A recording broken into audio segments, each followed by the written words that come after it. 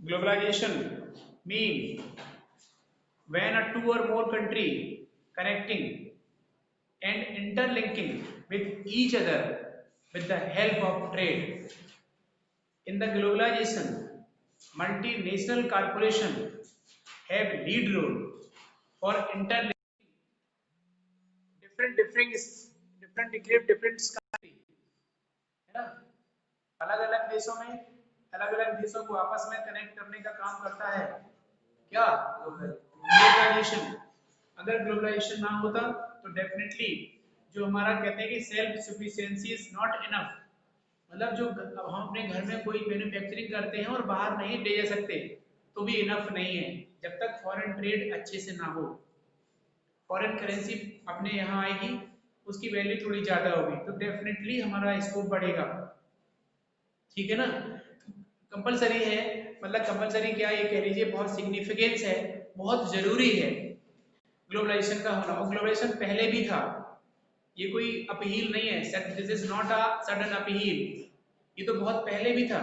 In the ancient time you know that about the silk route, ठीक है, Chinese cargoes और भी different इधर से इधर डिस्कवरी भारत से वहां जाती थी, एशिया से अफ्रीकी देशों में, अफ्रीकी देशों से एशियाई देशों में, और डिफरेंट डिफरेंट नेशन में जो है लोग और सामान, डिस्कवरीज और कहते हैं इन्वेंशन, और disease also migrate from one country to another country with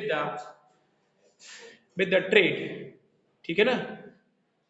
with the trade ये होता था इस तरीके से, और इस तरीके से ये आगे बढ़ा। इस पे एक सबसे इम्पोर्टेंट टेस्ट जो है ये इंटरनल है क्वेश्चन G77 हम लोगों ने पढ़ा है। G77 क्या है इसमें? इसमें है group of 77 developing nation of the world, है ना? Demand NIEO, NIEO,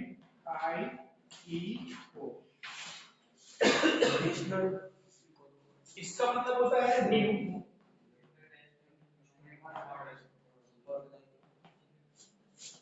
international economic order. NIO का मतलब होता है new international economic order, new international economic order है NIEO का मीन।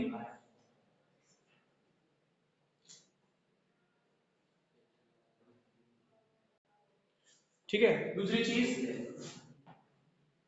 ये था डेवलपिंग देशों का एक ग्रुप, डेवलपिंग का मतलब होता है विकासशील देशों का एक ग्रुप जिनपे डेवलप्ड नेशन रिसोर्स यूटिलाइज करते थे। आफ्टर द NIEO अब जो है न्यू इंटरनेशनल इकोनॉमिक ऑर्डर जब से आया तब से अब डेवलप्ड देश किसी के रिसोर्स डायरेक्टली यूटिलाइज नहीं कर सकता, ठीक है ना? इसमें से एक क्वेश्चन था corn law, corn law internal का क्वेश्चन है, ये बोर्ड में तो नहीं आना है हालांकि इसको। कॉर्न लॉ क्या है? कॉर्न लॉ ब्रिटेन की कहानी है, ब्रिटेन का एक नियम है ये,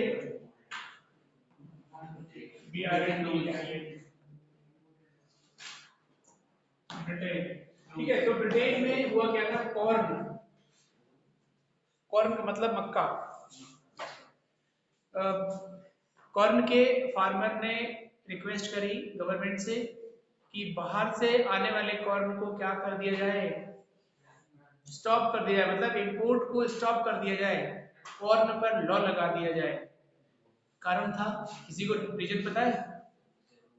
हम करा चुके हैं कई बार इसको, पढ़ा भी चुके हैं। रीजन इज दिस, रीजन था कि कॉर्न, जो ब्रिटेन के किसान थे बाहर से जब कॉर्न आता था तो वो सस्ता हो जाता था, सस्ता, चीप, क्योंकि एक large quantity of the corn आ जाती थी ब्रिटेन में। और बाहर से भाई अपने पास अगर कोई देश हमारे देश इंपोर्ट करता है कोई सामान, तो वो सामान की कमी रहेगी कि नहीं रहेगी? नहीं रहेगी। और जिस सामान की कमी नहीं रहेगी उस सामान की कीमत भी अच्छी नहीं रहेगी। तो डेफिनेटली जो लोकल के किसान है, लैंडलॉर्ड थे, जो फार्मर्स थे, उन्होंने क्या कह दिया लॉ इस पे लगा दिया जाए, कॉर्न लॉ इस पे लगा दिया जाए। लग गया कॉर्न लॉ। कॉर्न लॉ का मतलब होता है stop import of corn. Corn का इंपोर्ट स्टॉप कर दीजिए, इसी को कॉर्न लॉ कहा गया। After the corn law urban dwellers और इंडस्ट्रियलिस्ट प्रॉब्लम में आए। अर्बन ड्वेलर्स मतलब शहरी जनसंख्या, और इंडस्ट्रियलिस्ट का मतलब होता है व्यापारी वर्ग, उद्योगपति लोग। जब इंडस्ट्रियलिस्ट प्रॉब्लम में आए, व्यापारी प्रॉब्लम में आए, फिर से सरकार से कहा कि रिलीज करो, इसे बंद करो, खत्म करो। कारण था क्योंकि रॉ मटेरियल बिकम कहना चाहिए कि उसका जो रेट थे वो इंक्रीज कर गया, ऐसा कह लो कि कॉर्न के रेट थे वो इंक्रीज कर गए, क्योंकि बाहर से कॉर्न आना बंद किया तो लोकल के किसानों ने कॉर्न को कह दिया हम इतने रेट पे नहीं देंगे। जाहिर सी बात है, जब सामान की कमी होगी तो कीमत बढ़ेगी। सामान की कमी, कीमत बढ़ी। किसानों को था, पीजेंट थे, उन्होंने कहा बढ़िया चलो। लेकिन अब जो शहर का आदमी था, जो अर्बन ड्वेलर्स थे और इंडस्ट्रियलिस्ट के लोग थे, जिन्हें हमें कोई कॉर्न के प्रोडक्ट बनाने हैं और हमें कच्चा माल चाहिए है और वो महंगा मिलेगा, तो हमारे कॉर्न के प्रोडक्ट के दाम बढ़ेंगे कि नहीं बढ़ेंगे?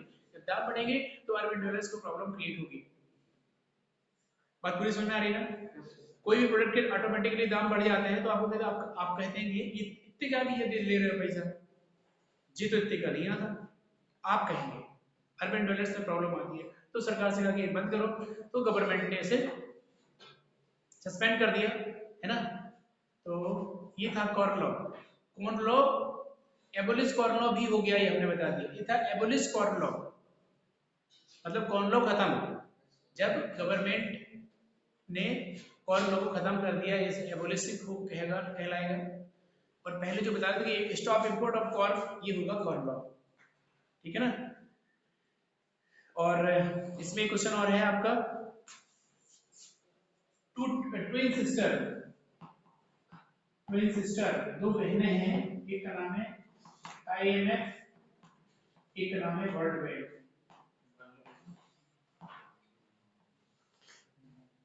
IMF and world bank company है सर। इंटरनेशनल मॉनेटरी फंड और वर्ल्ड बैंक, ये है दुनिया में हुई crisis, first and second world war से दुनिया की इकोनॉमी टूट चुकी थी। रिबिल्डिंग के लिए फिर से रिस्टोर करने के लिए, या कह लीजिए कि एक बार फिर से हम इकोनॉमी को बूम कराना चाह रहे थे, इकोनॉमी को आगे ले जाना चाह रहे थे, तभी हमने इंटरनेशनल मॉनेटरी फंड और वर्ल्ड बैंक, ये ट्विन सिस्टर भी कहलाती हैं, जो है ब्रिटेन वुड्स में इसकी न्यू हैम्पशायर, अमेरिका के न्यू हैम्पशायर ब्रिटेन वुड्स में इसकी पूरी वो रचा गया था, मतलब कहने का क्रिएशन का जो रोल था वो वहाँ पे, यहाँ से शुरुआत हुई थी। तो क्योंकि टूटी अर्थव्यवस्था, एक destroyed economy of the country, अब इससे क्या हो जाएगी? इंप्रूव हो जाएगी। इंप्रूव का मतलब होता है सुधर जाएगी जो बिगड़ी व्यवस्था है। बात मेरी समझ आ गई होगी कि जब बैंकें हुई तो सस्ते पर लोन मिला, इंटरनेशनल मॉनेटरी फंड ने लोगों को दिया, पैसा दिया, डिजास्टर पे दिया। वर्ल्ड बैंक बड़े लेवल पे सरकार को, RBI वो कहना चाहिए सेंट्रल गवर्नमेंट को लोन प्रोवाइड करा देती है। कंस्ट्रक्शन होता है, रोड, ब्रिज, रेलवे लाइन, बड़े बड़े जो प्रोजेक्ट तैयार होते हैं, वर्ल्ड बैंक से पैसा मिलता है। तो कहीं ना कहीं देश की इकोनॉमी में सुधार आया और देश की इकोनॉमी बहुत बड़े स्तर पे सुधर गई। तो डेफिनेटली आपको ये बता दें कि जो वर्ल्ड बैंक और International Monetary Fund has the lead role in national economy in the world, पूरी दुनिया की जो अर्थव्यवस्था है, राष्ट्रों की व्यवस्था है, मतलब दुनिया के जो देशों की व्यवस्था है, इकोनॉमी व्यवस्था, इकोनॉमी अरेंजमेंट करती है, ठीक है ना? ये हुआ। और ग्लोबलाइजेशन में कुछ इंपॉर्टेंट जो थे, जो हो सकता है इंटरनेट में पूछ लिए जाए आपसे। और क्या क्या है, कोई बुक लिए क्या? फॉर्मूला हो गया, ये हो गया,